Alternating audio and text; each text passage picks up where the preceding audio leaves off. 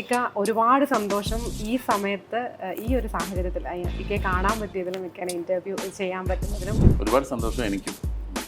പ്രത്യേകിച്ച് ഇങ്ങനെയുള്ള ചാനലുകളൊക്കെ നമ്മളൊരു ഇൻ്റർവ്യൂവിന് അല്ലെങ്കിൽ ഇങ്ങനൊരു നിങ്ങളുടെ വിളി വരുമ്പോൾ അറിയാം ഈ പടം ഹിറ്റായിട്ടുണ്ട്, എന്തായാലും പടത്തിന് നല്ല അക്സെപ്റ്റൻസ് കിട്ടിയിട്ടുണ്ടെന്ന് മനസ്സിലാവും. അതുകൊണ്ട് ഇങ്ങനെ വന്നിരുന്ന് സംസാരിക്കാൻ വളരെ സന്തോഷമുള്ള കാര്യം. ഇക്ക പറഞ്ഞൊരു സ്റ്റേറ്റ്മെൻ്റ് ഉണ്ടല്ലോ, ഒരു പടം മതി മോഹൻലാലിന് ബോക്സ് ഓഫീസ് തൂക്കാൻ എന്ന് പറയുന്നത് ഭയങ്കരമായിട്ട് ആഘോഷിക്കപ്പെടുന്നുണ്ട്. അതൊക്കെ ശ്രദ്ധിച്ചിരുന്നോ? അത് അന്നിങ്ങനെ പറഞ്ഞപ്പോൾ ഇത് നമ്മുടെ മനസ്സിലുള്ളൊരു ഫാക്റ്റാണ്. അത് ഇവർക്കുള്ളൊരു പ്രത്യേകത എന്ന് വെച്ചാൽ കാരണം അത്രയും അക്സെപ്റ്റഡ് ആക്ടറാണ് മോഹൻലാൽ എന്ന് പറയുന്നത്. 10 ഫ്ലോപ്പ് ചെയ്താലും ഒരു ഹിറ്റ് കൊടുത്ത ആളെ 10 ഫ്ലോപ്പ് മറന്നോളൂ. കാരണം ആളുടെ ഉള്ളിൽ അത്രയും ഇദ്ദേഹം പതിഞ്ഞു പോയിട്ടുണ്ട്. അത്രയും ഇഷ്ടപ്പെടുന്ന ഒരാളാണ്. അപ്പോൾ 35 വർഷം കഴിഞ്ഞല്ലേ? 38. ഈ അന്നും ഇന്നും ഒരേപോലെ ഇങ്ങനെ അടയാളപ്പെടുത്തുന്നത് എങ്ങനെയാണ്? സ്ട്രഗ്ലിംഗ് ഫോർ ദ എക്സിസ്റ്റൻസ് എന്ന് പറയുന്നത്, നമ്മളിങ്ങനെ എക്സിസ്റ്റ് ചെയ്യാൻ വേണ്ടി നമ്മൾ ഒരുപാട് സ്ട്രഗിൾ ചെയ്യുന്നുണ്ട്. അതിനു വേണ്ടി സംവിധായകരുടെ ഒരു ഫിലിം മേക്കിങ്ങിൻ്റെ രീതി വ്യത്യസ്തമാണ്. മുമ്പ് പഴയ സംവിധായകർ സിനിമ എടുക്കുന്ന പോലെയല്ല ഇപ്പോഴത്തെ പുതിയ സംവിധായകർ സിനിമ എടുക്കുന്നത്. നമ്മൾ അവരുടെ കൂടെ നിന്നേ പറ്റുള്ളൂ. സിനിമ എന്നും എനിക്കാണ് എപ്പോഴും സിനിമ ആവശ്യമുള്ള ആൾ. എനിക്ക് എല്ലാ സിനിമയും വേണം, എല്ലാ സിനിമയായിട്ട് ബന്ധപ്പെട്ട എല്ലാ ആളുകളും വേണം, എല്ലാവർക്കും ഞാൻ സമ്മതനായിരിക്കണം. അപ്പോൾ അങ്ങനെ സമ്മതനാവാൻ എൻ്റെ ഭാഗത്തു നിന്ന് എന്തെല്ലാം ശ്രമങ്ങൾ വേണോ അതെല്ലാം ചെയ്യാൻ ശ്രമിക്കും. അതുകൊണ്ടൊക്കെ ആയിരിക്കും ആരും ഇതുവരെ തട്ടിക്കളഞ്ഞിട്ടില്ല. നിങ്ങളുടെ ഒരു നല്ല കഥാപാത്രത്തെ എനിക്ക് തന്നാൽ ഞാൻ നിങ്ങൾ വിചാരിക്കുന്ന പോലെ ഞാൻ നന്നായിട്ട് ഞാൻ അഭിനയിച്ചു തരാം എന്നുള്ളതാണ് എൻ്റെ ഒരു ടാഗ് ലൈൻ.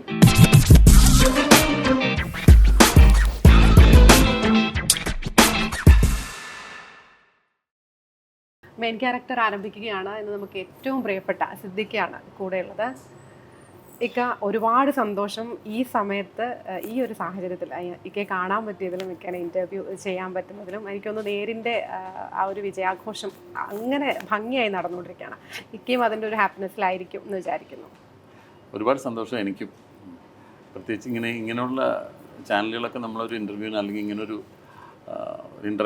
ആക്റ്റീവ് സെഷന് വേണ്ടി വിളിക്കുന്നത് നമ്മുടെ ഏതെങ്കിലും ഒരു സിനിമ നല്ല പോപ്പുലർ ആവുകയും പ്രേക്ഷകരാ സിനിമ എന്നിട്ട് സ്വീകരിക്കുകയും ചെയ്യുമ്പോഴാണ്. നിങ്ങളുടെ വിളി വരുമ്പോൾ അറിയാം ഈ പടം ഹിറ്റായിട്ടുണ്ട്, എന്തായാലും പടത്തിന് നല്ല അക്സെപ്റ്റൻസ് കിട്ടിയിട്ടുണ്ടെന്ന് മനസ്സിലാവും. അപ്പം അതുകൊണ്ട് ഇങ്ങനെ വന്നിരുന്ന് സംസാരിക്കാൻ വളരെ സന്തോഷമുള്ള കാര്യമാണ്. ഈ നേരിൽ തന്നെ തുടങ്ങാമെന്ന് ഞാൻ വിചാരിക്കുന്നുണ്ടോ? കാരണം നേരി ഇപ്പം അത്രയും ആഘോഷിക്കപ്പെട്ടുകൊണ്ടിരിക്കുകയാണല്ലോ. ഈ പറയണ മാതിരി നേരിനെ ഒരു സിനിമ എന്നുള്ള രീതിയിലും ആ കഥാപാത്രം എന്നുള്ള രീതിയിലും ഇക്ക എങ്ങനെയാണ് നേരിനെ നോക്കി കാണുന്നത്? നമ്മളെപ്പോഴും ഓരോ സിനിമയിൽ അഭിനയിക്കുമ്പോഴും ആ സിനിമയാണ് ഞാൻ ചെയ്യുന്ന ഏറ്റവും നല്ല സിനിമ എന്ന് വിചാരിച്ചിട്ടാണ് ഓരോ സിനിമയും അഭിനയിക്കുന്നത്. അത് ചിലപ്പം എനിക്കൊക്കെ ഒരു സീനും അല്ലെങ്കിൽ 2 സീനുള്ള സിനിമകളും കിട്ടാറുണ്ട്. ത്രൂ ഔട്ട് അഭിനയിക്കേണ്ട സിനിമകളും ഉണ്ടാവാറുണ്ട്. ത്രൂ ഔട്ട് അഭിനയിക്കുന്ന ക്യാരക്ടേഴ്സ് ആകുമ്പോൾ നമ്മുടെ ഇൻവോൾവ്മെൻറ്റ് കുറച്ചുകൂടെ കൂടുതലായിരിക്കും. കാരണം ആ കഥാപാത്രമായി മാറാൻ നമുക്ക് ഇഷ്ടംപോലെ സമയമുണ്ട്. അല്ലെങ്കിൽ 2-3 ദിവസം കഴിയുമ്പോൾ നമ്മൾ അതിനകത്ത് കുറച്ചും കൂടെ ഇൻവോൾവ്ഡ് ആവും. അങ്ങനെ വരുമ്പോൾ കുറച്ചും കൂടെ ഇൻവോൾവ്മെൻറ്റ് കൂടും എന്നല്ലാതെ ഒരു സീനാണെങ്കിലും ആ പടത്തിലുള്ള 40 സീനിലും അല്ലെങ്കിൽ 50 സീനിലും അഭിനയിക്കുന്നുണ്ടെങ്കിൽ പോലും ഇതാണ് എൻ്റെ ഏറ്റവും നല്ല സിനിമ എന്നുള്ളൊരു ആറ്റിറ്റ്യൂഡോടുകൂടി തന്നെയാണ് അഭിനയിക്കുന്നത്. പക്ഷേ പിന്നീട് സിനിമ തിയേറ്ററിൽ വന്നു കഴിഞ്ഞിട്ടുണ്ടാകുന്ന റിസൾട്ടാണ് നമുക്ക് ആ സിനിമ പേരുണ്ടാക്കി തരില്ലേ എന്ന് തീരുമാനിക്കുന്നത്. അപ്പോൾ ഓരോ സിനിമയും നമ്മുടെ ഏറ്റവും നല്ല സിനിമ എന്നുള്ള മട്ടിൽ തന്നെയാണ് അതിനകത്ത് അത് പ്രസൻറ്റ് ചെയ്യാൻ ശ്രമിക്കുന്നത്. നേരിനെ സംബന്ധിച്ചിടത്തോളം ഞാൻ എന്താ ആഗ്രഹിച്ചു അല്ലെങ്കിൽ എത്ര പ്രതീക്ഷിച്ചാണോ ആ ക്യാരക്ടർ അഭിനയിച്ചത്, ആ ക്യാരക്ടറിനെ അവതരിപ്പിച്ചത്, അതിൻ്റെ ഒരു 10 മടങ്ങ് സ്വീകരണമാണ് പ്രേക്ഷകർ. നമുക്ക് ഭയങ്കര ഞാൻ നേരെ കണ്ട സമയത്ത് ഞാനിങ്ങനെ നമുക്ക് ഭയങ്കരമായി ദേഷ്യം തോന്നുന്നേ, നമ്മളെ ഭയങ്കരമായി ഇറിറ്റേറ്റഡ് ആക്കുന്ന ഒരു അഡ്വക്കേറ്റിൻ്റെ റോളാണല്ലോ അത്.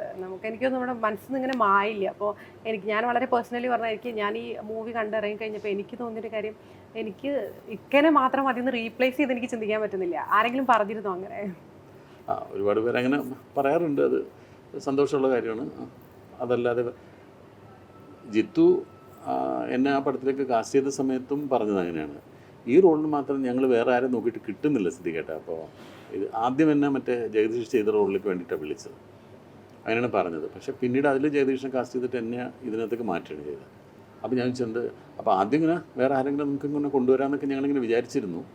പിന്നെ നമ്മൾ അന്നും പറയുമായിരുന്നു സിദ്ദിഖേട്ട നമ്മുടെ ഉണ്ടല്ലോ, അപ്പോൾ എപ്പോൾ വേണമെങ്കിലും നമുക്ക് അതിനകത്ത് റീപ്ലേസ് ചെയ്യാം. നമുക്ക് ആദ്യം പുതിയ ഒരാളെ കൊണ്ടുവരാം. പ്രത്യേകിച്ച് ഇയാൾ നോർത്തിൽ നിന്നൊക്കെ വരുന്നതല്ലേ, ഡൽഹിയിൽ നിന്നൊക്കെ വരുന്ന ഒരാളാണ്. അപ്പോൾ കുറച്ചൊരു ഏലിയൻ ഫീൽ ഉണ്ടായിക്കോട്ടെ ഇയാൾ വരുമ്പോൾ എന്നൊക്കെ വിചാരിച്ചു. പക്ഷേ പിന്നെ ഇത്രയും ഡയലോഗുകളും കാര്യങ്ങളും. അപ്പോൾ ശാന്തി പറയും ഇത്രയും ഡയലോഗ്സ് ഉണ്ട്, അതൊക്കെ അങ്ങ് അവർ പറയുമോ വേറെ വരുന്ന ആളുകൾ എന്ന് പറഞ്ഞിട്ട്. അപ്പോൾ സിദ്ദിഖേട്ടന് മാത്രം ഞങ്ങൾക്ക് റീപ്ലേസ്മെൻറ്റ് ഇല്ലായിരുന്നു കേട്ടോ എന്ന് അവരും പറയും. പക്ഷെ പിന്നീട് കണ്ടിട്ട് പ്രേക്ഷകരും അങ്ങനെ പറയണ കേൾക്കുമ്പോൾ ഒരു സന്തോഷം തോന്നും. ഞാൻ എപ്പോഴും ആലോചിക്കാറുണ്ട്, നമ്മളൊരു വേഷം അഭിനയിച്ചിട്ട് നമ്മൾ ആ സിനിമയിൽ ആ സീൻ കണ്ടിട്ട് പ്രേക്ഷകരിൽ ഒരാൾ പറഞ്ഞാൽ മതി, അയ്യോ ഇയാളല്ല ഇത് ചെയ്യേണ്ടിയിരുന്നത് എന്ന് പറഞ്ഞാൽ അതാണ് നമ്മുടെ ഏറ്റവും വലിയ പരാജയം. അപ്പം അങ്ങനെ ആളുകൾ പറയാതിരിക്കട്ടെ, അങ്ങനെ തോന്നാതിരിക്കട്ടെ. അല്ല, അതിന്റെ കൂടെ ഇത് വേറൊരാളും ചെയ്താൽ അത്രയും ശരിയാവില്ല എന്നും കൂടി കേൾക്കുമ്പോൾ വലിയ സന്തോഷമാണ്, വലിയ സന്തോഷമാണ്. അതുപോലെ തന്നെ നേരെ ഇറങ്ങി ഇപ്പം ഭയങ്കര ആഘോഷം നടന്നുകൊണ്ടിരിക്കുന്നത്. എനിക്കൊന്നും ആ സമയത്ത് ഇക്ക പറഞ്ഞൊരു സ്റ്റേറ്റ്മെന്റ് ഉണ്ടല്ലോ, ഒരു പടം മതി മോഹൻലാലിന് ബോക്സ് ഓഫീസ് തൂക്കാൻ എന്ന് പറയുന്നത്, അത് ഭയങ്കരമായിട്ട് ആഘോഷിക്കപ്പെടുന്നുണ്ട്. അതൊക്കെ ശ്രദ്ധിച്ചിരുന്നോ? അത് അന്നിങ്ങനെ പറഞ്ഞപ്പോൾ നമ്മുടെ മനസ്സിലുള്ളൊരു ഫാക്റ്റാണത്. ഇപ്പോൾ ലാലിൻ്റെ ഒരു പടം ഫ്ലോപ്പായി പോകുക എന്ന് പറയുന്നത് മോഹൻലാലിൻ്റെ എന്തെങ്കിലും ഇൻവോൾവ്മെൻറ്റ് കുറവ് കൊണ്ടോ അല്ലെങ്കിൽ ലാൽ അതിനകത്ത് പ്രോപ്പറായിട്ട് ശ്രദ്ധിക്കാത്തത് കൊണ്ടോ അല്ല, എടുത്തൊരു തീരുമാനം തെറ്റിപ്പോകുന്നുണ്ടാണ്. അപ്പം നമ്മൾ എല്ലാവരും മോഹൻലാലിനെ കുറ്റം പറയുന്നത് എന്തുകൊണ്ടാണ്? ലാലിൻ്റെ ഒരു യേസിൽ നിന്നാണല്ലോ ആ സിനിമ ഉണ്ടാകുന്നത്. ഒരു കഥ കേട്ടിട്ട് മോഹൻലാൽ പറഞ്ഞു വേണ്ട ഇത് ചെയ്യണ്ടെന്ന് പറഞ്ഞാൽ ആ കഥ ചെയ്യില്ല. ആ സമയത്ത് ഇത് കൊള്ളാം, നമുക്കിത് ചെയ്യാമെന്ന് പറയുന്നിടത്തുനിന്നാണ് സിനിമ തുടങ്ങുന്നത്. അപ്പോൾ ആ പരാജയത്തിൻ്റെ ഒരു ഉത്തരവാദിത്വം മോഹൻലാലിനുണ്ട്. അതുകൊണ്ടാണ് ആളുകൾ മോഹൻലാലിൻ്റെ സ്ക്രിപ്റ്റ് സെലക്ഷൻ നന്നാവുന്നില്ല, മോഹൻലാലിൻ്റെ കഥ തിരഞ്ഞെടുക്കുന്ന രീതി നന്നാവുന്നില്ല, കഥാപാത്രങ്ങൾ എങ്ങനെയല്ല ചെയ്യേണ്ടതെന്നൊക്കെ ഇതൊക്കെ നമുക്ക് പുറത്തു നിന്ന് വിമർശിക്കാം. ഈ ഒരു മനുഷ്യൻ എന്താണ് ചിന്തിക്കുക അതും കൂടെ നമ്മൾ ആലോചിക്കണം. ഞാൻ ഇതിനു മുമ്പ് ചെയ്ത 10 കഥാപാത്രങ്ങളെ പോലുള്ള കഥാപാത്രങ്ങൾ വരുമ്പോൾ ചിലപ്പോൾ ഒരു നടൻ അത് നിഷേധിക്കും. അത് വേണ്ട, അത് ഞാൻ മറ്റേതിൽ ചെയ്ത, അല്ലെങ്കിൽ ഇതിലെനിക്ക് അങ്ങനെ ഒന്നും ചെയ്യാനില്ല. അതല്ലെങ്കിൽ അതിൻ്റെ സംവിധായകനോ തിരക്കഥാകൃത്തിനെയോ കണ്ണടച്ച് വിശ്വസിക്കും, ഇയാൾ ഒരിക്കലും ഒരു മോശം സിനിമ ഉണ്ടാക്കില്ല എന്ന് വിചാരിച്ചിട്ടും ഒക്കെ ചെയ്യും. അപ്പോഴുമൊക്കെ ഞാൻ ചെയ്യാൻ പോകുന്നൊരു നല്ല സിനിമയായിരിക്കും എന്നുള്ളൊരു ഉത്തമ വിശ്വാസത്തോടു കൂടി തന്നെയാണ് അദ്ദേഹം അത് ചെയ്യുന്നത്. പക്ഷെ പലതിനും പ്രതീക്ഷിച്ച ഒരു വിജയം കിട്ടാതെ വരുമ്പോൾ, അല്ലെങ്കിൽ പ്രതീക്ഷിച്ചതിനേക്കാളൊക്കെ ഉപരി അത് പരാജയപ്പെടുമ്പോൾ മറ്റാളുടെ പോലെ ഇദ്ദേഹത്തിനുണ്ടാവും വേദന. അപ്പോൾ അത് പറഞ്ഞ കൂട്ടത്തിൽ ഞാനിങ്ങനെ പറഞ്ഞതാണ്, ഇവർക്കുള്ളൊരു പ്രത്യേകത എന്ന് വെച്ചാൽ, കാരണം അത്രയും അക്സെപ്റ്റഡ് ആക്ടറാണ് മോഹൻലാൽ എന്ന് പറയുന്നത്. അപ്പോൾ 10 ഫ്ലോപ്പ് ചെയ്താലും ഒരു ഹിറ്റ് കൊടുത്ത ആളെ 10 ഫ്ലോപ്പ് മറന്നോളൂ. കാരണം ആളുടെ ഉള്ളിൽ അത്രയും ഇദ്ദേഹം പതിഞ്ഞു പോയിട്ടുണ്ട്. അപ്പോൾ അത്രയും ഇഷ്ടപ്പെടുന്ന ഒരാളാണ്. അപ്പോൾ നമ്മുടെ കൊച്ചുകുട്ടികൾ തെറ്റ് ചെയ്യുന്ന പോലെയാണ്. ഒരുപാട് തെറ്റുകൾ ചെയ്താലും അത് കഴിഞ്ഞിട്ട് അവൻ പരീക്ഷയിൽ 100 മാർക്ക് മേടിച്ച് വരുമ്പോൾ അവൻ ചെയ്ത കുരുത്തക്കേടൊക്കെ നമ്മൾ മറന്നു പോകും എന്നതുപോലെ അതൊക്കെ ലാലിനെ പറ്റിയൊരു വീഴ്ചയാണ്. അതായത് നമുക്കിപ്പോൾ ഇത് തന്നല്ലോ, അതാണ് ശരിക്കും ഇപ്പോൾ നേര് റിലീസ് ചെയ്ത് കഴിയുമ്പോൾ സംഭവിക്കുന്ന അതാണ്. ആളുകൾ ബാക്കി ലാലിൻ്റെ പരാജയപ്പെട്ട സിനിമകളൊക്കെ ആളുകൾ മറന്നു. എന്നിട്ട് ഞങ്ങളുടെ ലാലേട്ടൻ തിരിച്ചു വന്നു എന്ന് പറയുന്നതാണ്, എങ്ങും പോയിട്ടല്ല. അല്ല, അതിൽ ഇക്ക അങ്ങനെ എടുക്കുന്നുണ്ടോ? അതായത് ഇപ്പോൾ ആൾക്കാർ മുഴുവൻ പറയുന്ന ഒരു സ്റ്റേറ്റ്മെന്റ് ഉണ്ടല്ലോ, ലാലേട്ടൻ്റെ തിരിച്ചുവരവാണ് നേര് എന്ന് പറയുന്ന മാതിരി, അങ്ങനെയാണോ? അതാണ് ഞാൻ പറയുന്നത്. തിരിച്ചു വരവെന്ന് പറഞ്ഞത് മോഹൻലാൽ എങ്ങും പോയിട്ടോ ഒന്നുമല്ല. അവർ നോക്കുമ്പോൾ എപ്പോഴും സിനിമകളിലൊക്കെ മോഹൻലാൽ ഉണ്ട്, അല്ലാണ്ട് മോഹൻലാൽ ഇവിടെ വരാതെ ഒന്നും ഇരുന്നിട്ടില്ല. തിരിച്ചു വരവെന്ന് ഉദ്ദേശിക്കുന്നത് ലാൽ ഇങ്ങനെ ഒരു ബാങ് ഉണ്ടാക്കിയിട്ട് കുറച്ച് നാളായി. അവർ മോഹൻലാലിൻ്റെ നിന്ന് പ്രതീക്ഷിക്കുന്നത് ഇതുപോലെ ഒരു സൂപ്പർ ഹിറ്റ് സിനിമയാണ് ഞങ്ങൾക്ക് വേണ്ടത്, അല്ലാതെ ഇപ്പോൾ ഒരു നേര് കഴിഞ്ഞിട്ട് അടുത്ത പടം ഇതിൻ്റെ താഴെ ചെയ്യാൻ ആൾക്ക് ഇഷ്ടമല്ല, ഇതിൻ്റെ മുകളിലെത്താ എന്ന് പറഞ്ഞ് പ്രതീക്ഷിച്ച് നിൽക്കുന്ന ആ പ്രതീക്ഷ താഴെ വരുമ്പോൾ ആളുകൾ വിഷമിക്കും. അത് മാറി അവരുടെ പ്രതീക്ഷയ്ക്ക് ഒത്തൊരു സിനിമ വരുമ്പോൾ അതാ ഞങ്ങൾക്ക് ലാലേട്ടനെ തിരിച്ചു കിട്ടി എന്ന് പറയുന്നതാണ്. അല്ലാതെ അയാളെങ്ങും പോയിട്ടൊന്നുമില്ല, ഇവരൊന്നും എങ്ങും പോകാനും പോകുന്നില്ല. പ്രേക്ഷകൻ്റെ മനസ്സിൽ എന്നും ഉണ്ടാവും. എന്നും ഇവരെയൊക്കെ അത്ര ആഴത്തിൽ, ഞാൻ അദ്ദേഹത്തിൻ്റെ കൂടെ ഒരുപാട് സിനിമകളിൽ അഭിനയിച്ച ഒരാളാണെങ്കിലും ഞാനും ഒരു പ്രേക്ഷകനാണല്ലോ. ഞാനും തിയേറ്ററിൽ പോയി സിനിമ കാണുന്നല്ലേ. മോഹൻലാൽ വരണാണുമ്പോൾ എനിക്കും കൈയടിക്കാനും ഒക്കെ തോന്നിയിട്ടുണ്ടല്ലോ. അപ്പോൾ ഞാൻ എപ്പോഴും പറയാറുണ്ട്, ലാൽ ഇത്രയും അടുത്ത സുഹൃത്താണ്. ലാൽ എന്നെ ട്രീറ്റ് ചെയ്യുന്നത് ലാലിൻ്റെ അതേ ഈക്വലായിട്ടൊരു പൊസിഷനിലുള്ള ഒരാളെ പോലെ തന്നെയാണ് ലാൽ എന്നെ ട്രീറ്റ് ചെയ്യുന്നത്. പക്ഷെ അതൊക്കെ ആണെങ്കിലും ഞാനിപ്പോഴും ലാൽ വരുന്ന കാണുമ്പോൾ എനിക്കൊരു സ്റ്റാർ വരുന്ന പോലെ തന്നെയാണ് തോന്നുന്നത്. അത് അദ്ദേഹം ചെയ്ത ക്യാരക്ടേഴ്സ് നമ്മുടെ മനസ്സിൽ അങ്ങനെ പതിഞ്ഞ് കിടക്കുന്നതുകൊണ്ടാണ്. നമ്മളിപ്പോൾ 80കളിലെയും 90കളിലെയൊക്കെ കഥാപാത്രങ്ങൾ എടുത്ത് ഇങ്ങനെ വളർന്ന് ആ ആക്ടർ ഇങ്ങനെ വലുതായി വരുന്നത് നമ്മൾ കണ്ടതല്ലേ. അപ്പോൾ ഏറ്റവും മികച്ച സിനിമ അദ്ദേഹത്തിൻ്റെ ഉണ്ടാവണം എന്ന് തന്നെയാണ് എല്ലാ പ്രേക്ഷകൻ്റെയും മോഹം. അത് കിട്ടാതെ വരുമ്പോൾ നിരാശ കൊണ്ട് മാത്രം ആളുകൾ അങ്ങനെ പറയുന്നതേ ഉള്ളൂ. അതുപോലെ ഈ നേര് ചെയ്യുന്ന സമയത്തെ ഈ പറയുന്ന മാതിരി ഇങ്ങനെ തോന്നിയിരുന്നു, ഒരു പടി ഒരു അപ്പർ ഹാൻഡ് ഉള്ളൊരു ക്യാരക്ടർ എൻ്റെ കയ്യിലിരിക്കുന്നതാണ് ഓപ്പോസിറ്റ് നിൽക്കുന്ന ആളെക്കാൾ, അങ്ങനെ തോന്നിയിരുന്നു? കാരണം ഇതിപ്പോൾ കാണുന്നൊരു പ്രേക്ഷകന്, ഇപ്പം ആസ് ആൻ ഓഡിയൻസ് എനിക്കങ്ങനെ ഫീൽ ചെയ്തിട്ടുണ്ട്. ഓക്കെ, കുറച്ചും കൂടി ഇത് നമുക്കാണ് എന്ന് പറയുന്നത്, അങ്ങനെ തോന്നിയിരുന്നു അത് ചെയ്യുന്ന സമയത്ത്? അങ്ങനെ തോന്നിയിരുന്നു എന്ന് പറയുന്നത് അതിൻ്റെ റൈറ്ററും ഡയറക്ടറും അങ്ങനെ പറഞ്ഞു തന്നിട്ടുണ്ട്.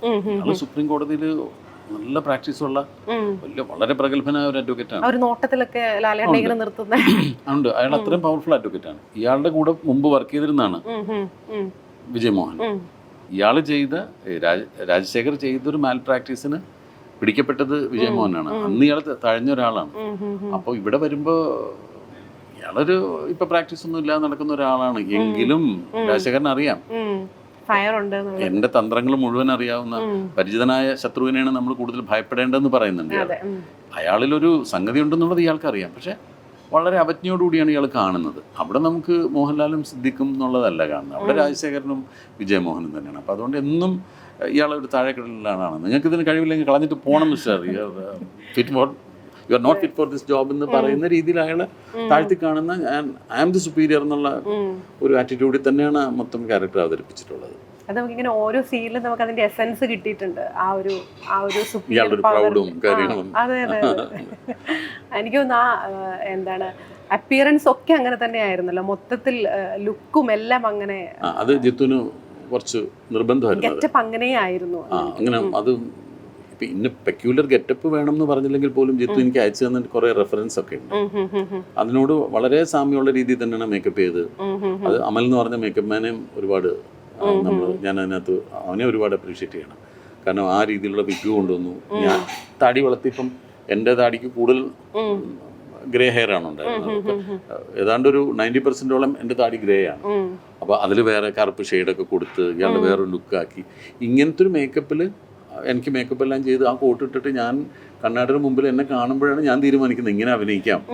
പിന്നെയാണ് എൻ്റെ നടപ്പും നോട്ടവും മട്ടും ലുക്കും ഒക്കെ മാറുന്നത്. അങ്ങനെയാണ് ആ രൂപം സ്ക്രീനിൽ കാണുമ്പോഴാണ് ഞാൻ ആ രീതിയിൽ ഡബ് ചെയ്യുന്നത്. എൻ്റെ ശബ്ദത്തിൻ്റെ ഗാംഭീര്യം ഞാൻ കൂട്ടും.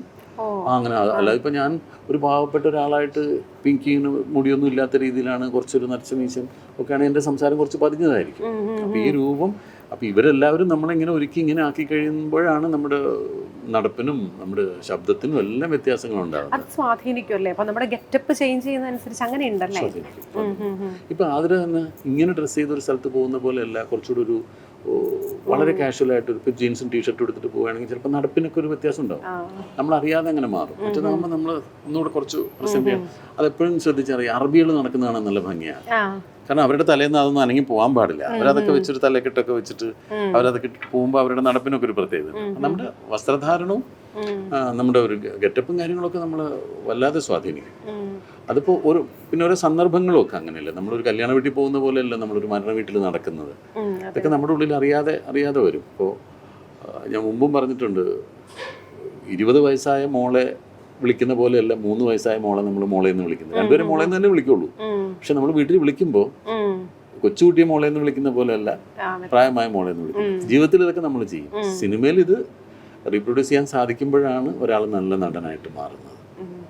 അപ്പോൾ ഈ മേക്ക് ഓവറിൻ്റെ കാര്യം പറഞ്ഞതുകൊണ്ട് ആ കൂടെ ചോദിച്ചു പോവാണ്. ഇങ്ങനെ കേട്ടിട്ടുണ്ട്, ഇക്ക ഈ പറയുന്ന മാതിരി ഇക്കയുടെ സ്വന്തം ഇഷ്ടത്തിന് അങ്ങനെ മേക്ക് ഓവേഴ്സ് ചെയ്യുന്ന ഒരാളാണ്. ഇപ്പം ഡയറക്ടറും തിരക്കഥാകൃത്തും ഒന്നും ആവശ്യപ്പെട്ടില്ലെങ്കിൽ കൂടെ മേക്ക് ഓവേഴ്സ് ഇഷ്ടപ്പെടുന്ന ഒരാളാണ്. അപ്പോൾ അങ്ങനെ പരീക്ഷിക്കാറുണ്ട് എന്നൊക്കെ ഉള്ളത്. അപ്പോൾ അങ്ങനെ സ്വന്തമായിട്ട് അങ്ങനെ പരീക്ഷിച്ച് അങ്ങനെ വിജയിച്ച ഏതെങ്കിലും ഓർമ്മയിലുള്ള കഥാപാത്രം എല്ലാത്തിലും അങ്ങനെ പരീക്ഷണങ്ങൾ നടത്തുന്നത്. കാരണം നമുക്കൊരു മേക്ക് ഓവർ ഉണ്ടാവണമെന്നും നമ്മുടെ അഭിനയത്തിൽ മാറ്റങ്ങൾ ഉണ്ടാവണം, നമ്മുടെ കഥാപാത്രത്തെ ആ പ്രേക്ഷകന് മടുക്കരുത്, എപ്പോഴും നമ്മൾ ഒരേപോലെ കാണരുതെന്നൊക്കെ ഏറ്റവും കൂടുതൽ ആഗ്രഹിക്കുന്നത് നമ്മളാണ്. അപ്പോൾ അതിന് ഇപ്പോൾ തിരക്കഥാകൃത്തിൻ്റെയും സംവിധായകൻ്റെ ഒക്കെ ഒരു അപ്രൂവൽ നമുക്ക് വേണം.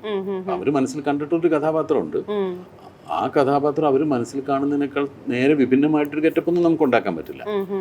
അപ്പോൾ അവരുമായിട്ട് 2, 3, 4 പ്രാവശ്യം ഇതിനെപ്പറ്റി സംസാരിക്കും. നമുക്ക് ഇങ്ങനൊരു രീതിയിലായാലോ, ഇങ്ങനൊരു രീതിയിൽ അത് പ്രസൻറ്റ് ചെയ്താൽ എങ്ങനെ ഉണ്ടാവും. അപ്പോൾ അവരാലോചിക്കുമ്പോൾ പറയും, പക്ഷേ ഞങ്ങൾ അങ്ങനെയല്ല മനസ്സിൽ കണ്ടത്, ഇക്ക എങ്ങനെ ഇരിക്കണോ അതുപോലെ കണ്ടാൽ മതി എന്നാണ് തോന്നിയത്. അത് ഇപ്പം എല്ലാവരും എന്നെ കാണുന്നതല്ലേ, കുറച്ചുകൂടെ ഒരു അപ്പം നമുക്കൊന്ന് ചെയ്തു നോക്കാം എന്ന് പറയും. ഇപ്പം എന്നെ സംബന്ധിച്ചിടത്തോളം കഷണ്ടിയായിട്ട് എല്ലാവരും കാണിക്കാനാണ് പല ഡയറക്ടേഴ്സിനും ഇഷ്ടം.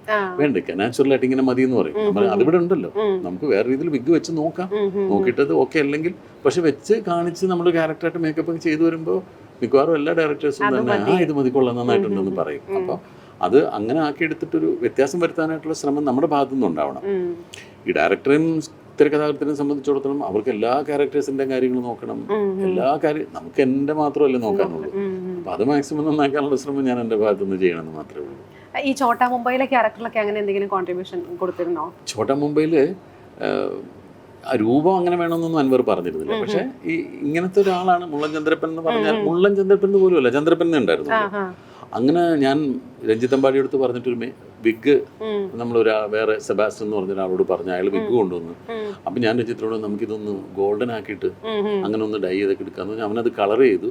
അങ്ങനെ ഞങ്ങളിവിടെ എറണാകുളത്ത് ഒരു സ്ഥലത്ത് പോയിട്ട് ഞാനും രഞ്ജിത്തും കൂടെ വെട്ടി അങ്ങനെ ആക്കി. അപ്പം ഇവിടെ ഇങ്ങനെ മുള്ളുപോലെയൊക്കെ അതൊക്കെ രഞ്ജിത്തും കൂടെ നിന്ന് പറഞ്ഞെല്ലാം വെട്ടി കഴിഞ്ഞിട്ട് അപ്പം ആ സമയത്ത് ഞാൻ താടിയും ഒക്കെ വളർത്തിയിരുന്നു. അതങ്ങനെ ഷേപ്പ് ചെയ്തൊക്കെ വെച്ചിട്ട് ഞാനിങ്ങനെ ചെയ്ത് അൻവറിന്റെ മുമ്പിൽ ചെന്നു. അൻവർ പറഞ്ഞു പക്ക ഇത് മതി, നമുക്ക് ഇങ്ങനെ തന്നെ മതി എന്ന് പറയും. അങ്ങനെ വന്നതിന് ശേഷമാണ് ഈ മുള്ളനായത് ചന്ദ്രപ്പൻ. അതുവരെ മുള്ളൻ പേരിലുണ്ടായില്ല. മേക്കപ്പ് അങ്ങനെ വന്നതിന് ശേഷമാണ് മുള്ളൻ ചന്ദ്രപ്പനായത്. അതും ഭാഗ്യത്തിന് അങ്ങനെ അങ്ങ് ഹിറ്റായി. അതുപോലെ ഈ ലാലേട്ടനുമായിട്ടേ ഒരുപാട് സിനിമാസ് ഉണ്ടായിട്ടുണ്ടല്ലോ. ഇപ്പോൾ രാവണപ്രഭു ആണെങ്കിലും നരനാണെങ്കിലും ചോട്ടാ മുംബൈ കുറേ സിനിമകൾ ഉണ്ടായിട്ടുണ്ടല്ലോ. അപ്പം അതിലിപ്പോൾ ഇക്കയ്ക്ക് ഇഷ്ടപ്പെട്ടൊരു സിനിമ അല്ലെങ്കിൽ ഭയങ്കര ആസ്വദിച്ച് ചെയ്തൊരു സിനിമ എടുക്കാൻ പറഞ്ഞ എല്ലാം മോഹൻലാലിൻ്റെ കൂടെ നമുക്ക് ആസ്വദിക്കാതെ ഒരു സിനിമയും ചെയ്യാൻ പറ്റില്ല. മോഹൻലാലിനോടൊപ്പം ഒരു സീൻ അഭിനയിച്ച ഒരു സിനിമയുണ്ട്, 1-2 സീൻ. ഹരിഹരൻ പിള്ള ഹാപ്പിയാണെന്നൊരു സിനിമയിൽ അഭിനയിച്ചിട്ടുണ്ട്. 2 സീനുള്ളൂ ഗസ്റ്റായിട്ട് വരും. അതും വളരെ ആസ്വദിച്ച് തന്നെ. കാരണം ലാൽ അത്രയും ആസ്വദിച്ചിട്ട് സിനിമ അഭിനയിക്കുന്നതാണ്. നമ്മുടെ കൂടെയുള്ള ഓരോ നിമിഷവും ഭയങ്കരമായിട്ട് ആസ്വദിക്കുന്ന ഒരാളാണ്. അപ്പോൾ അയാളുടെ കൂടെ നമുക്ക് ആസ്വദിക്കാതെ ഒരു സിനിമ ചെയ്യാൻ പറ്റുകയില്ല. അപ്പം ലാലിൻ്റെ കൂടെ ഒരു സിനിമ വരുന്നു, ലാലിനോടൊപ്പം ഒരു സിനിമയിൽ അഭിനയിക്കാൻ പോകുന്നു എന്നുള്ള തുടക്കം തൊട്ടേ നമുക്ക് അതിൻ്റെ ഒരു ത്രില്ല് തുടങ്ങും. കാരണം ഇനിയുള്ള ദിവസങ്ങൾ നല്ല ഉത്സവമായിരിക്കും എന്നുള്ള. അപ്പോൾ അങ്ങനെ ഒരു ആഘോഷമായിട്ട് തന്നെയാണ് അദ്ദേഹത്തിൻ്റെ കൂടെ എപ്പോഴും അഭിനയിച്ചിട്ടുള്ളത്. അതിനൊരു പെക്യുലറായിട്ട് ക്യാരക്ടറിനെ എനിക്ക് അങ്ങനെ പിക്ക് ചെയ്യാൻ പറ്റുന്നില്ല. അതിലൊക്കെ ഏതാണ് ഇഷ്ടമായിട്ടുള്ളത് ഞാൻ ലാലിൻ്റെ കൂടെ ചെയ്ത ക്യാരക്ടർ? അങ്ങനെ ചോദിച്ചാൽ ഞാനിപ്പോൾ ഈ പറയുന്ന മാതിരി ഞാൻ നേര് പറയും. കാരണം എനിക്ക് ആ നേരിൻ്റെ കഥാപാത്രം എൻ്റെ ഇതിലിങ്ങനെ നിൽക്കുന്നത് കൊണ്ട് എനിക്കത് ഞാൻ ആ ഹാങ് ഓവർന്ന് പുറത്തില്ല. എനിക്കത് ഞാൻ ആ സിനിമ അഭിനയിക്കുന്ന സമയത്ത് ഞാൻ ആലോചിച്ചിട്ടുണ്ട്. ഈ കോടതിയിലൊക്കെ ഇട്ടിട്ട് ഞാനിങ്ങനെ ലാലിനെ അങ്ങ് അടിച്ചമർത്തിയിട്ടല്ലേ സംസാരിക്കുന്നതൊക്കെ. ഈ സമയത്തൊക്കെ ലാലിൻ്റെ റിയാക്ഷൻ എടുക്കുന്നത് നിന്നെ ഞാൻ കാണിച്ചു തരാം അല്ലെങ്കിൽ നിനക്ക് അങ്ങനെ ഒന്നുമല്ല. എൻ്റെ ഓരോ അടിയും കൊണ്ടിട്ട് ഇയാളിങ്ങനെ അപമാനിതനായിട്ട് ഇയാളിങ്ങനെ ചുളിയുന്നത് നമുക്ക് കാണാം. വേറൊരു ഹീറോ ആണെങ്കിൽ അങ്ങനെ ചെയ്യുമോ അല്ലെങ്കിൽ അങ്ങനെ ചെയ്യാൻ സമ്മതിക്കുമോ? ചിന്തിച്ചിട്ടുണ്ടോ? ഞാൻ അത് ചോദിക്കണം എന്ന് വിചാരിച്ചു. കാര്യം എന്താ വെച്ചാൽ നമ്മൾ ലാലേട്ടനെ നമ്മൾ ഓപ്പോസിറ്റ് സൈഡിൽ നിൽക്കുമ്പോൾ നമ്മൾ കാണുന്നത് എന്താ വെച്ചാൽ ഈ പറഞ്ഞ മാതിരി ഭയങ്കര പാവമായിട്ട് അതിനെ എതിർക്കാൻ ശക്തിയില്ലാത്തൊരു മനുഷ്യനെ പോലെ നിൽക്കുന്നതായിട്ടാണല്ലോ നമുക്ക് ഫീൽ ചെയ്യുന്നത്. പിന്നെ വേറെ ആരെങ്കിലും അവിടെ അങ്ങനെ ചിന്തിച്ചിട്ടുണ്ടോ? വേറെ ആരും ചിന്തിച്ചിട്ടില്ല എന്നല്ല, ചിന്തിച്ചിട്ടേ ഇല്ല തന്നെയല്ല. ഈ മോഹൻലാലിനെ പോലെ ഇത്രയും ഒരു സൂപ്പർ സ്റ്റാറാണ്, അയാളെയാണ് ഞാനിങ്ങനെ ആക്ഷേപിക്കുന്നത്. അപ്പോൾ എന്തായാലും ഇതിനൊക്കെ ഇയാളൊന്നുമില്ലെങ്കിൽ തിരിച്ചു ചെയ്യണം. ഇത് സിനിമയിൽ തിരിച്ചൊന്നും ചെയ്യുന്നില്ല. എനിക്കും ലാലിനും ഫുൾ സ്ക്രിപ്റ്റ് അറിയാം, ഞങ്ങൾ രണ്ടുപേരും ഫുൾ സ്ക്രിപ്റ്റ് വായിച്ചിട്ടുള്ളതാണ്. അപ്പം ഞാനിങ്ങനെ മനസ്സിലാലോചിക്കും, ഇങ്ങനെയൊക്കെ പറയുമ്പോഴും ഇയാൾ അതെല്ലാം കേട്ടിട്ട് ഇങ്ങനെ എൻ്റെ എല്ലാ അടിയും കൊണ്ട് ഇയാളിങ്ങനെ ചുളിയുന്നത് നമുക്ക് കാണാം. പക്ഷെ അതാണ് മോഹൻലാൽ മുൻകൂട്ടി മനസ്സിൽ കണ്ടിട്ടുള്ള ഹീറോയിസം. അങ്ങനെ നിന്നിട്ട് അവസാനം ഇയാളൊരു പോയിന്റ് മാത്രമേ പറയുന്നുള്ളൂ. അതൊക്കെ താങ്കൾക്ക് മനസ്സിലാകാഞ്ഞിട്ടാണ്. താങ്കളാണ് മാറേണ്ടത്. ഇന്നത്തെ കുട്ടികൾ അത് പറയും എന്ന് പറഞ്ഞിട്ട് എനിക്കൊരു തിരിച്ചറിവേ ഉണ്ടാക്കുന്നുള്ളൂ. അതിനുപോലും അയാൾ എന്നെ അപമാനിക്കുന്നില്ല. എന്നിട്ടെല്ലാം കഴിഞ്ഞ് അയാൾ കൂളായിട്ട് ഇറങ്ങി പോകുന്നതാണ് അയാളുടെ ഒരു മിടുക്കെന്ന് പറയുന്നത്. അതാണ് ഹീറോയിസം. ദൃശ്യം എന്ന് പറയുന്ന സിനിമയിൽ ഭാര്യയ്ക്കും കുടുംബത്തിനും വേണ്ടി, മക്കൾക്കും ഭാര്യയ്ക്കും വേണ്ടിയിട്ട് എല്ലാ അടിയും ഏറ്റുവാങ്ങുകയും എന്നിട്ടും അയാൾ ആ സത്യം പറയാതിരിക്കുകയും ചെയ്യുന്നതാണ്. അല്ലാണ്ട് തിരിച്ചടിക്കലല്ല അവിടെ ഹീറോയിസം. അപ്പോൾ അതിനെയാണ് നമ്മൾ കാണേണ്ടത്. അപ്പോൾ ആ കഥാപാത്രം അത്ര ആളുകളുടെ മനസ്സിൽ കയറാനുള്ള കാരണം അതാണ്. അല്ലാതെ അവിടെ നിന്നിട്ട് കോടതിയിൽ ചിലപ്പോൾ എൻ്റെ അടുത്ത് ഇതിനേക്കാൾ മറുത്തൊരു വാദം ഇയാൾ പറഞ്ഞിട്ട് എന്നെ തോൽപ്പിച്ചാൽ ഒരുപക്ഷെ ഇത്രയും ഹീറോയിസം വരില്ലായിരിക്കും. അപ്പോൾ അത് ആ ക്യാരക്ടറൈസേഷൻ്റെ ഒരു പ്രത്യേകതയാണ്. അതിങ്ങനെ ഓരോന്നും ചെയ്യുമ്പോൾ ഞാനിങ്ങനെ മനസ്സിലാലോചിച്ചിട്ടുണ്ട്, മോഹൻലാലല്ലാതെ ചിലപ്പോൾ വേറൊരാൾ ഇതിൽ ഇങ്ങനെ ചെയ്യാൻ ചിലപ്പോൾ സമ്മതിക്കില്ലായിരിക്കും എന്ന് എനിക്ക് തോന്നിയിട്ടുണ്ട്. 35 വർഷം കഴിഞ്ഞല്ലേ? 38. അപ്പോൾ ഈ അന്നും ഒരുപോലെ സജീവമായിട്ട് നിൽക്കുന്ന ഒരാളാണല്ലോ ഇക്ക. നമുക്കിങ്ങനെ മാറ്റി നിർത്തപ്പെട്ടിട്ടേ ഇല്ല എന്ന് വെച്ചാൽ അങ്ങനെ മാറി നിൽക്കേണ്ടി വന്നിട്ടില്ല. എപ്പോഴും ഉണ്ട്, അത്ര സജീവമായിട്ട് തന്നെ നിൽക്കുന്നുണ്ട്. അപ്പോൾ ഈ മലയാള സിനിമയിൽ ഒരുപാട് മാറ്റങ്ങൾ സംഭവിച്ചിട്ടുണ്ട്. അറിയാം, മലയാള സിനിമയിലല്ല, ഫിലിം ഇൻഡസ്ട്രിയിൽ തന്നെ മൊത്തത്തിൽ ഒരുപാട് മാറ്റങ്ങൾ സംഭവിച്ചിട്ടുണ്ട്. ഈ അന്നും ഇന്നും ഒരേപോലെ ഇങ്ങനെ അടയാളപ്പെടുത്തുന്നത് എങ്ങനെയാണ്? സ്ട്രഗ്ലിങ് ഫോർ ദ എക്സിസ്റ്റൻസ് എന്ന് പറയില്ല. നമ്മളിങ്ങനെ എക്സിസ്റ്റ് ചെയ്യാൻ വേണ്ടി നമ്മൾ ഒരുപാട് സ്ട്രഗിൾ ചെയ്യുന്നുണ്ട്. അതിനുവേണ്ടി കഥാപാത്രങ്ങളെ മികച്ചതാക്കാനുള്ള ശ്രമങ്ങൾ നടത്തുന്നുണ്ട്. പുതിയ തലമുറയിൽപ്പെട്ട സംവിധായകരുടെ കൂടെയും കഥാകൃത്തുക്കളുടെ കൂടെയും അഭിനേതാക്കളുടെ കൂടെയൊക്കെ മിങ്കിൾ ചെയ്ത് പോകാനുള്ള ശ്രമങ്ങൾ നടത്തുന്നത്. അല്ലാതെ ഒന്നും നമ്മൾ മാറ്റി നിർത്തപ്പെടരുതെന്ന് ഏറ്റവും കൂടുതൽ ആഗ്രഹിക്കുന്നത് നമ്മളാണ്. അപ്പോൾ മാറ്റി നിർത്തപ്പെടാതിരിക്കാൻ എന്തൊക്കെ ശ്രമിക്കണോ അല്ലെങ്കിൽ എന്തൊക്കെ നമ്മൾ ചെയ്യണോ അതെല്ലാം ചെയ്യാൻ റെഡിയാവുന്നുണ്ട്. അപ്പോൾ പുതിയ സംവിധായകരുടെ ഒരു ഫിലിം മേക്കിങ്ങിൻ്റെ രീതി വ്യത്യസ്തമാണ്. മുമ്പ് പഴയ സംവിധായകർ സിനിമ എടുക്കുന്ന പോലെയല്ല ഇപ്പോഴത്തെ പുതിയ സംവിധായകർ സിനിമ എടുക്കുന്നത്. അപ്പോൾ പുതിയവരെടുക്കുമ്പോൾ ചില എൻ്റെ കൂടെയൊക്കെ ഉള്ള പഴയ സീനിയറായിട്ടുള്ള ആക്ടേഴ്സ് പറയാറുണ്ട്, ഇതൊക്കെ ഭയങ്കര ബുദ്ധിമുട്ടാണ്, പണ്ടൊന്നും ഇങ്ങനെയൊന്നുമല്ല വന്നത്. പക്ഷെ ഞാൻ അങ്ങനെ പറയാറില്ല. കാരണം ഇത് ഇപ്പോഴത്തെ മേക്കിംഗ് അതാണ്, അവർക്ക് അങ്ങനെ അറിയാൻ പാടില്ല. അപ്പം നമ്മൾ അവരുടെ കൂടെ നിന്നേ പറ്റുള്ളൂ.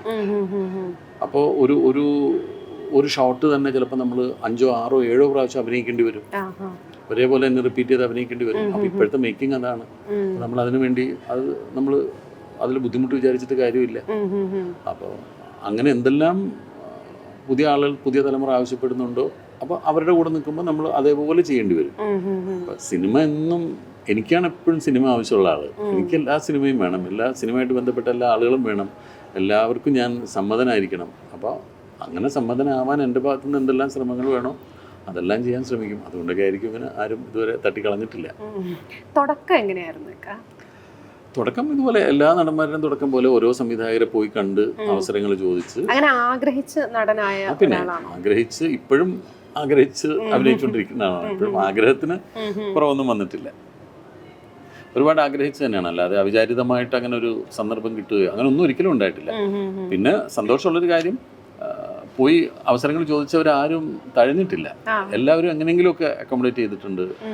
തുടക്കത്തിൽ അങ്ങനെയാണല്ലോ, നമുക്ക് പലരുടെയും കൺസിഡറേഷൻ കൊണ്ടാണ് നമുക്കൊരു റോള് കിട്ടുന്നത്.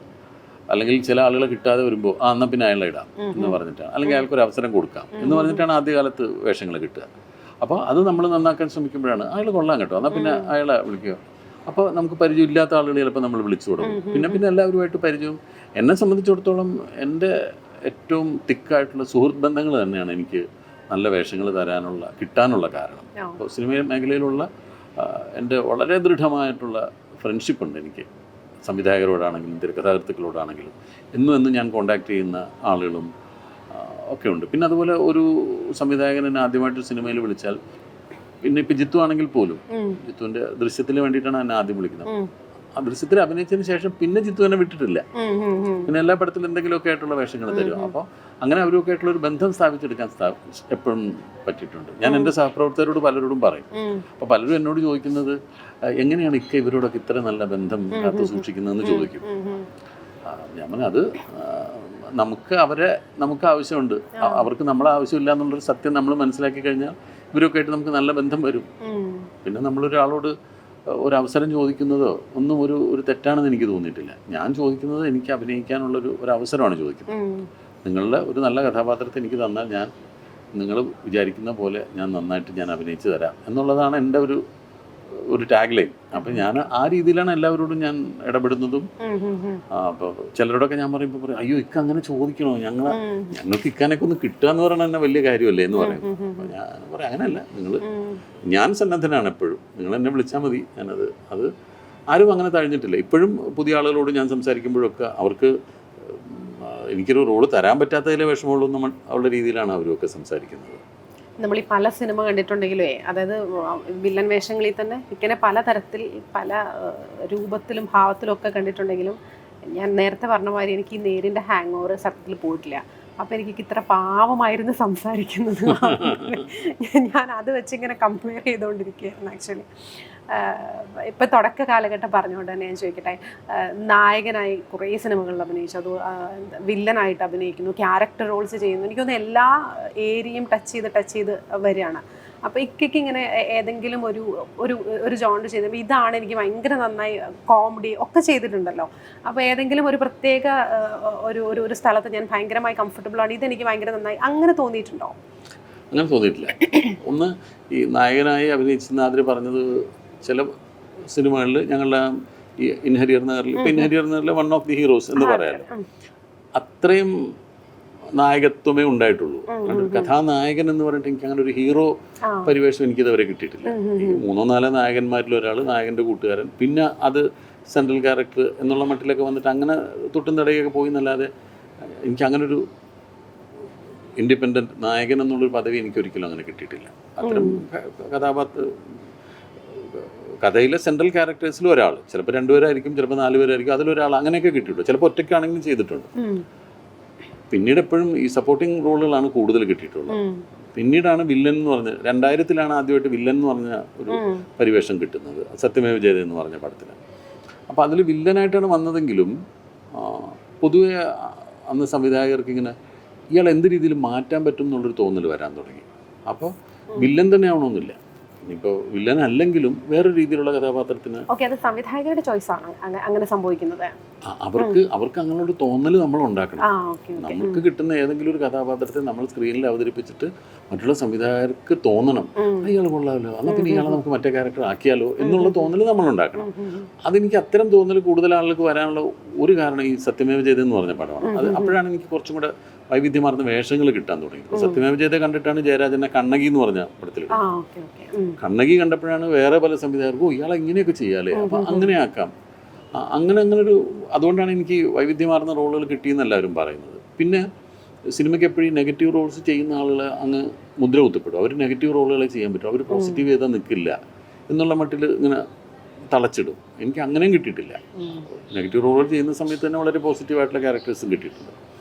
പിന്നെ ഉയരെ എന്ന് പറഞ്ഞ സിനിമയിൽ റോള് കുറച്ച് ക്ലിക്കായി കഴിഞ്ഞപ്പോഴാണ് ഈ കുറെ പിന്നീട് കുറേ നന്മ നിറഞ്ഞ അച്ഛൻ അങ്ങനെ കുറേ വന്നു.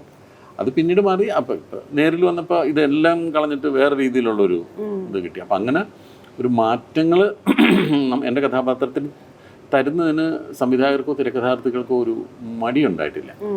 മുമ്പൊരു സംവിധായകൻ എൻ്റെ ഒരു സിനിമയ്ക്ക് വിളിച്ച സമയത്ത് ഞാനിങ്ങനെ ചോദിച്ചു, അപ്പോൾ അതിൽ എന്ത് റോളാണ്, ആ പ്രോജക്റ്റ് നടന്നില്ല, അതിലെൻ്റെ റോൾ എന്താണെന്ന് ചോദിച്ചു. പറഞ്ഞു അതിൽ മോഹൻലാലാണ് ഹീറോ, പിന്നെ ഒരു ഹീറോയിൻ ഉണ്ട്, ഇത് രണ്ടും ഒഴിച്ചിട്ട് സിദ്ദീഖ് ഏത് വേഷം വേണമെങ്കിലും ചെയ്തു എന്ന് പറഞ്ഞു. അപ്പോൾ അങ്ങനെ വലിയ അംഗീകാരമാണ്.